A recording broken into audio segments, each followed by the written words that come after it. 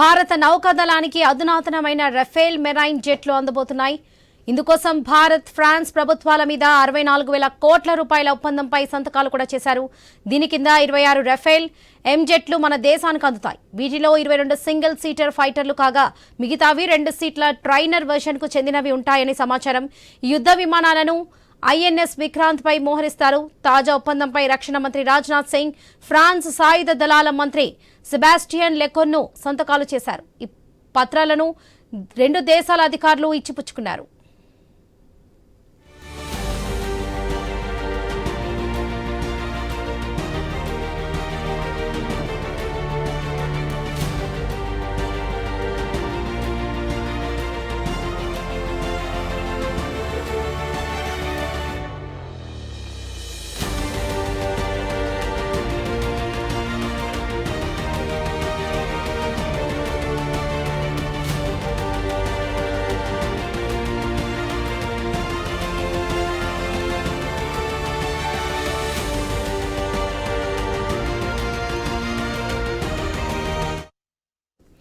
రెఫేలెంను ఫ్రాన్స్కు చెందిన Dassault Aviation సంస్థ ఉత్పత్తి చేస్తుంది.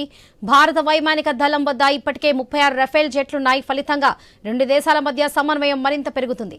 నేవీ మరింత శక్తివంతమవుతుంది. తాజా ఒప్పందం ప్రకారం రఫేల్ జెట్ల బాడీ ఉత్పత్తికి భారత్లో ఒక కేంద్రం ఏర్పాటు చేస్తారు. అలాగే యుద్ధ విమానాల ఇంజన్లు, సెన్సార్లు, ఆయుధాల నిర్వహణ, మరమ్మతులకు ప్రత్యేక వసతులు సిద్ధమవుతున్నాయి.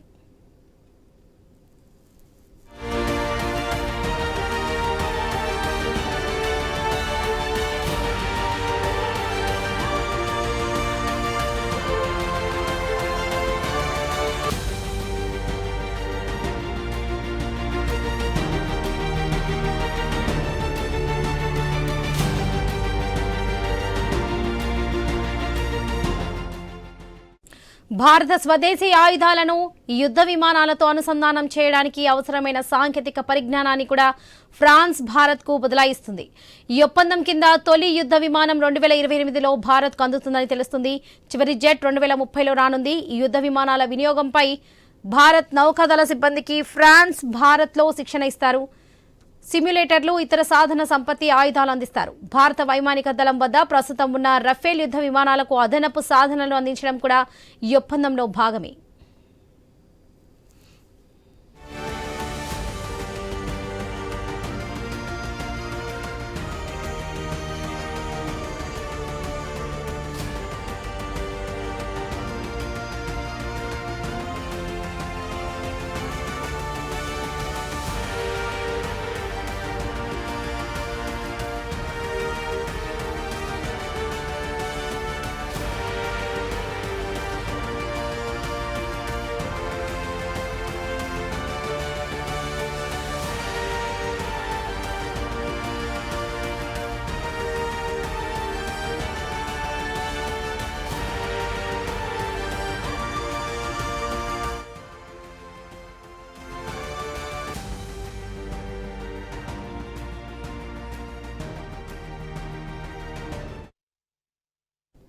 భారత నౌకాదళానికి అధునాతనమైన రఫేల్ మెరైన్ జెట్లు అందబోతున్నాయి. ఇందుకోసం భారత, ఫ్రాన్స్ ప్రభుత్వాల మధ్య 64,000 కోట్ల రూపాయల ఒప్పందంపై సంతకాలు కూడా చేశారు. దీని కింద 26 రఫేల్ ఎంజెట్లు మన దేశానికి అందుతున్నాయి. వీటిలో 22 సింగిల్ సీటర్ ఫైట్లు కాగా మిగతావి 2 సీట్ల ట్రైనర్ వెర్షన్కు చెందినవి ఉంటాయనే సమాచారం.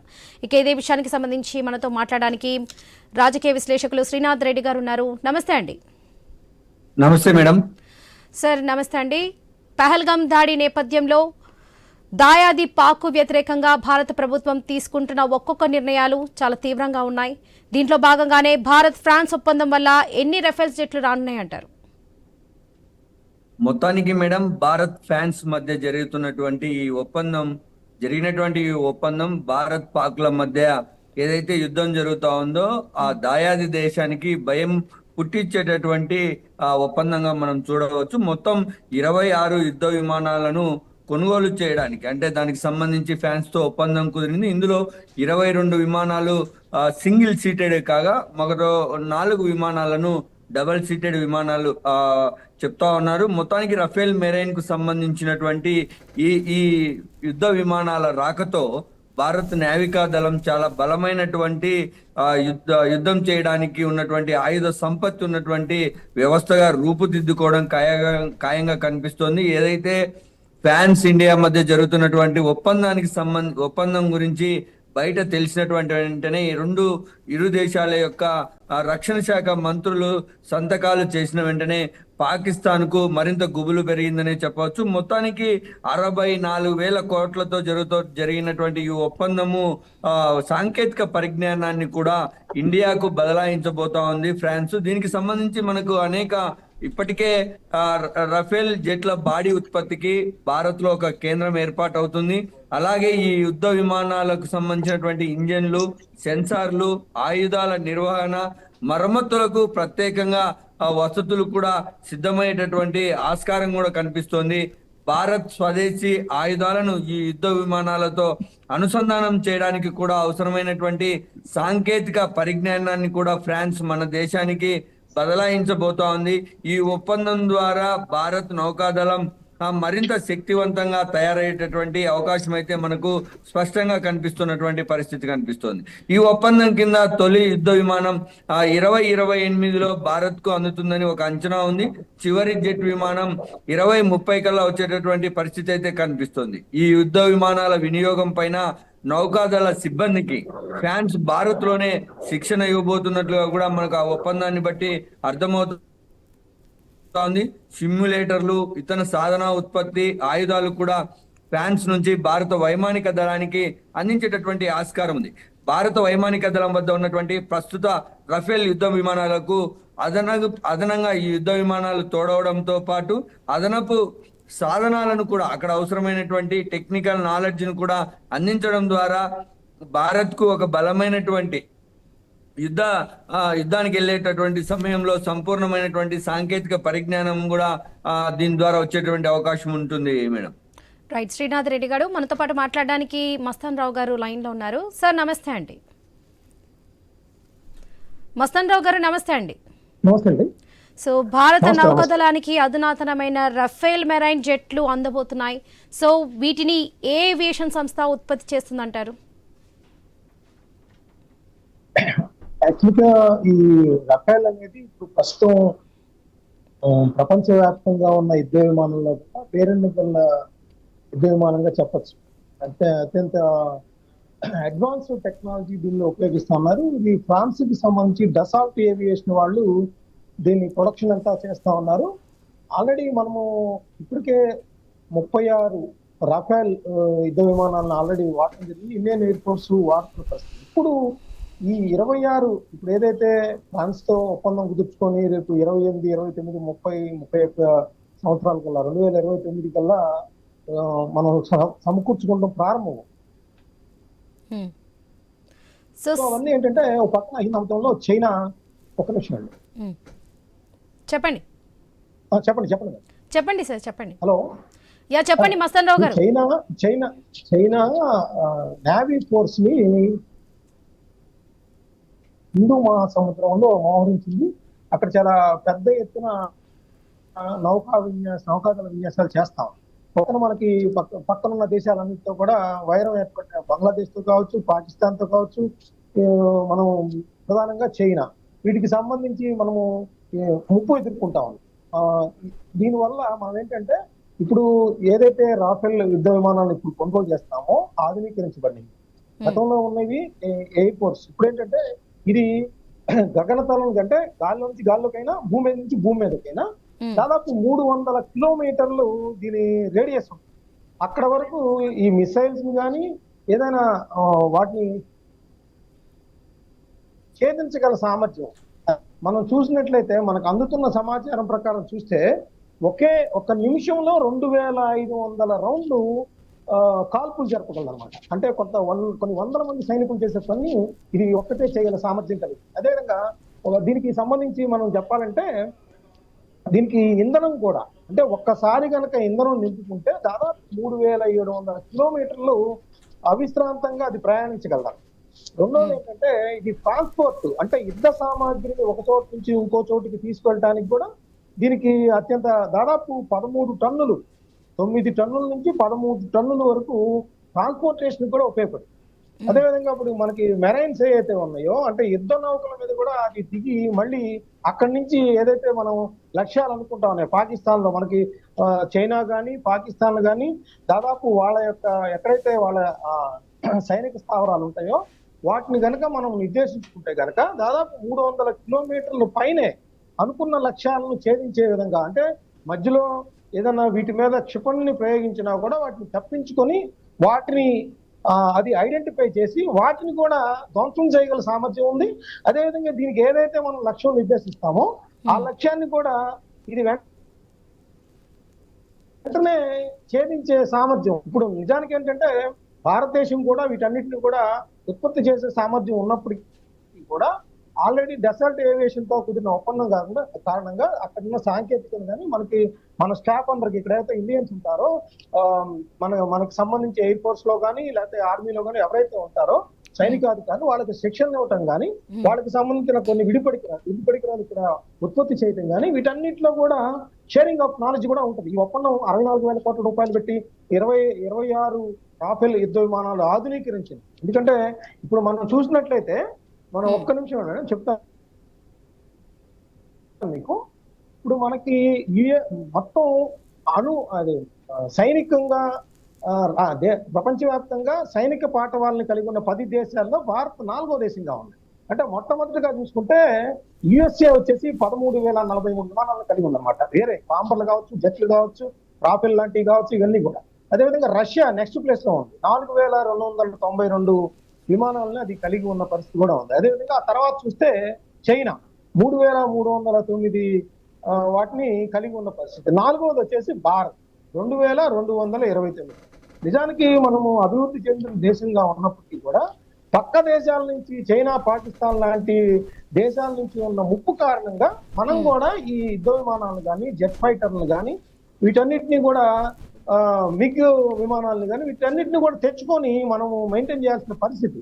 ఎందుకంటే మనం కూడా ఎప్పటికప్పుడు ప్రపంచంలో సైనిక పాఠవాలను ఎప్పటికప్పుడు అప్డేట్ చేసుకుంటంలో కూడా భారతదేశం ముందుందని చెప్పడంలో ఎటువంటి సందేహం లేదనేది నేను చెప్తాను.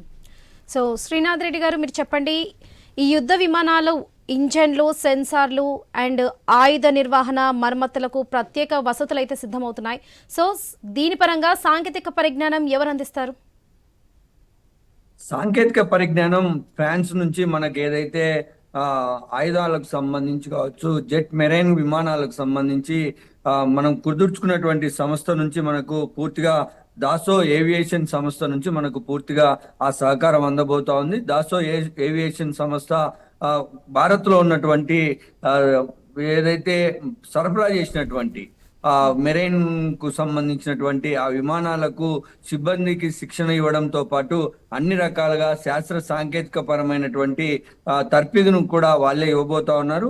ఇప్పటికే 64,000 కోట్లతో ఒప్పందం చేసుకున్నటువంటి పరిస్థితిలో ఇండియా చేతికి అధునాతనమైన రఫేల్ మెరైన్ కూడా ఇప్పటికే అందుబాటు అవులేకి వస్తోంది. వాటికి సంబంధించినటువంటి సాంకేతిక పరిజ్ఞానాన్ని కూడా ఫ్రాన్స్ కు సంబంధించినటువంటి దాసో ఏవియేషన్ సంస్థ ఇప్పటికే ఆ రఫేల్ ఎమ్మును ఉత్పత్తి చేస్తుంది కాబట్టి వాళ్ళకి సంబంధించినటువంటి ఆ టెక్నాలజీని కావచ్చు, ఆ ట్రైనింగ్ ను కావచ్చు, అన్ని కూడా ఆ రఫేల్ ఉత్పత్తి చేసేటటువంటి దాసో ఏవియేషన్ సంస్థే మొత్తం ఆ ట్రైనింగ్ పీరియడ్ తో సహా అన్ని ఇవ్వబోతా ఉంది. మొత్తానికి ఏదైతే రఫేల్ మెరైన్ కు సంబంధించినటువంటి 64 కోట్ల ఒప్పందంతో 26 యుద్ధ విమానాలు భారత్ కు వస్తా ఉందో వాటికి సంబంధించి పూర్తిగా భారత్లోకి అందుబాటులోకి వస్తే మాత్రం ప్రపంచంలోనే భారతదేశానికి ఇప్పటికే ఉన్నటువంటి ఆయుధ సంపత్తి ముందు, బలగాల ముందు ఇది మరింత అదనపు బలంగా అయ్యే అవకాశం ఉంటది. పాకిస్తాన్ కూడా ఇట్లాంటి అనేకమైనటువంటి అంటే భారత్ కు ప్రపంచ దేశాల నుంచి వస్తున్నటువంటి అనేక రకాల మద్దతులో భాగంగా ఈరోజు ఫ్రాన్స్ కూడా తన సంతకాలు కూడా చేసినటువంటి పరిస్థితిని చూస్తా ఉన్నాం. ఈ నేపథ్యంలో పాక్ లో కూడా యుద్ధం చేయడానికి సైనికులు, ఆ సైనిక అధికారులు కూడా భయపడేటటువంటి పరిస్థితి కనిపిస్తోంది. రోజు రోజుకు భారత్ కు ఇతర దేశాల నుంచి అనేక విధాలుగా వస్తున్నటువంటి మద్దతు నేపథ్యంలో దాదాపు 5,000 మంది పైగా సైనికులు, సైనిక అధికారులు కూడా తమ ఉద్యోగాలకు రాజీనామా చేసి వెళ్లారన్నటువంటి వార్తలు కూడా మనం వింటా ఉన్నాం. ఒకానొక దశలో భారత్ తమపై దాడి చేస్తుందని బలంగా నమ్ముతున్నటువంటి పాకిస్తాన్ శాంతి కోరుకునే విధంగా ప్రవర్తించకుండా ఇప్పటికి కూడా పిఓకేలో కవింపు చర్యలకు పాల్పడుతూ ఉంది. మరొక వైపు ఎవరైతే పాక్ మిలిటరీలో పనిచేసి రిటైర్డ్ అయినటువంటి వారు కూడా ఇప్పుడు యుద్ధం సమీపిస్తున్నటువంటి సమయంలో ఖచ్చితంగా వచ్చి పనిచేయాలని కూడా ప్రకటనలు చేస్తుంది. ఇదంతా పాక్ భయపడడానికి కారణం ఫ్యాన్స్ తో ఒప్పందమే కాదు, ఇతర దేశాల నుంచి మనకు వస్తున్నటువంటి మద్దతు, ఇతర దేశాల నుంచి అన్ని రకాలుగా భారత్ కు అందుతున్నటువంటి స్నేహహస్తాలు కూడా మనం ఇందులో మనం ప్రస్తావించుకోవాల్సి ఉంటుంది మేడం. ఎస్ మస్తాన్ రావు గారు, మీరు చెప్పండి, ఈ ఒప్పందం కింద తొలి యుద్ధ విమానం 2028లో భారత్కు అందుతుందని తెలుస్తుంది. సో ఇంత టైం తీసుకోవడానికి గల కారణాలేంటి? అంటే ఇప్పుడు ఆల్రెడీ మనకి 36 రాఫెల్ యుద్ధ విమానాలు ఆల్రెడీ ఉన్నాయి. ఆల్రెడీ ఇండియా సంబంధించిన ఆయుధ సంపత్తిలో అవి కూడా ప్రధాన పాత్ర పోషిస్తాయి. మనకి ఇంకో విధంగా చెప్పాలంటే సుఖోయ్ 30 విమానాలు కూడా మనకి అందుబాటులో. సో ఇవేంటంటే ఇప్పుడు ఇది నౌకాదళానికి సంబంధించి, అంటే ఇప్పటి వరకు ఏంటంటే మనకి ఎయిర్ ఫోర్స్ కి సంబంధించి మాత్రమే ఆ రాఫెల్ యుద్ధ విమానాలకు సంబంధించి కొంత ప్రతిభా పాఠవాన్ని కలిగి ఉంది. అయితే ఇప్పుడు ఏంటంటే దీన్ని మోడర్నైజ్ చేసి దాన్ని మరింత విస్తృతం, దాని రేంజెస్ కానీ లేకపోతే దానికి ఫ్యూయల్, ఇప్పుడున్న రాఫెల్ ఇప్పుడు మనం ఏదైతే కొనుగోలు చేయబోతా ఉన్నామో ఆ రాఫెల్ అదే ఒప్పందం కుదిరింది కదా 64,000 కోట్లకు సంబంధించి డస్సాల్ట్ ఏవియేషన్ సంస్థ దీనికి సంబంధించి ఏం చెప్తుందంటే దాదాపు ఇది ఫ్యూయల్ అంటే ఏంటంటే యుద్ధ రంగంలో ఫ్యూయల్ పంచడానికి ఏంటంటే ఫ్యూయల్ నింపాలంటే వేరే ఒక విమానాన్ని ఫ్యూయల్ ఉన్న విమానాన్ని పంపించాలి. అలా కాకుండా ఇది ఒక రాఫెల్ విమానం నుంచి ఇంకో రాఫెల్ విమానానికి కూడా వెంటనే ఆ ఫ్యూయల్ నింపే విధంగా కూడా దీనికి ఏర్పాట్లు. ఇంకోటి చెప్పాలంటే దీనికి మెటారోయర్ బియాండ్ విజువల్ రేంజ్ అంటే దీనికి ఒక రేంజ్ ఉంటుంది. ఏదైతే 300 కిలోమీటర్ల రేంజ్ ఉంటుందో రాఫెల్ ఇప్పుడు మెరైన్ రాఫెల్ యుద్ధ విమానం ఉంటుంది, దీనికి సంబంధించి 300 కిలోమీటర్లు దాటి ఉన్నా కూడా టార్గెట్స్ ని ఇది ఛేదించే విధంగా ఉంది. ఇంకొకటి విషయం ఏంటంటే దీనికి డబుల్ ఇంజిన్ ఉంటే ఆ ఇంజిన్లు కూడా చాలా తేలికైనవిగా ఉంటాయి అనేది ఆ సంస్థ పేర్కొన్న అంశాన్ని కూడా మనం పరిశీలించవచ్చు. అంటే ఇప్పుడు అసలు ప్రపంచంలో ఏదైతే యుద్ధ విమానాలు కలిగి ఉన్నాయో వాటన్నిటిలోకి అత్యుత్తమమైనది రాఫెల్ మెరైన్ గా తేల్చారు. అటు యుఎస్ఏ కావచ్చు లేకపోతే ఫ్రాన్స్ కావచ్చు. ఇప్పుడు ఫ్రాన్స్ ఒప్పందం కుదుర్చుకోవడం వల్ల ఏంటంటే నాటో దేశాలని ఫ్రాన్స్ లీడ్ చేస్తాం. ఇప్పుడు పాకిస్తాన్ తో ఏదైతే మనకి పహల్గాం దాడి తర్వాత ప్రపంచవ్యాప్తంగా మనకు మద్దతు పెరుగుతున్న నేపథ్యాన్ని కూడా మనం చూడాలి. ఒక్క చైనా మాత్రమే పాకిస్తాన్ కి సపోర్ట్ గా స్టేట్మెంట్ ఇచ్చిన పరిస్థితి ఉంది. మిగతా ఇటు రష్యా కావచ్చు, అమెరికా కొంత గోడ మీద పిల్లివాటంగా ఉన్నప్పటికీ కూడా అంతిమంగా ఒక మెజారిటీ ఆఫ్ ఒపీనియన్ ఇండియాకే సపోర్టెడ్ గా ఉంది. ఎందుకంటే పాకిస్తాన్ ఉగ్రవాదాన్ని ప్రోత్సహిస్తుంది అనేది మొదటి నుంచి అమెరికా మధ్యలో ఉంది. అదేవిధంగా ఫ్రాన్స్ కావచ్చు, ఇజ్రాయెల్ కావచ్చు, ఇంకేదైనా ఇటలీ కావచ్చు, ఇవన్నీ కూడా మనకి మద్దతుగా నిలిచేసరికి పాకిస్తాన్ సైనికాధికారులు కావచ్చు, అక్కడ ఆర్మీలో కావచ్చు ఒక విధమైన భయం రేకెత్తి. దాంతో వాళ్ళు ఏం చేస్తారంటే వాళ్ళు ఏకంగా ఎప్పుడో చివరిలో యుద్ధ తంత్రాల్లో చివరిలో వాడాల్సిన పదాన్ని మా దగ్గర అణ్వాయుధాలు ఉన్నాయి, అణ్వాయుధాలను మీ నగరాల మీద ప్రయోగిస్తామనే దానికి వచ్చేసారు. అంటే వాళ్ళు ఎంతగా భయపడతారు. ఒక పక్కన పాకిస్తాన్ ఆర్థికంగా దెబ్బతిని ఉంది, ఒక పక్కన ప్రజలందరూ కూడా అక్కడ చాలా అసంతృప్తితో ఉన్నారు. అసలు ఇప్పుడు యుద్ధం రావడాన్ని కూడా వాళ్ళు తీవ్రంగా వ్యతిరేకిస్తున్న పరిస్థితి.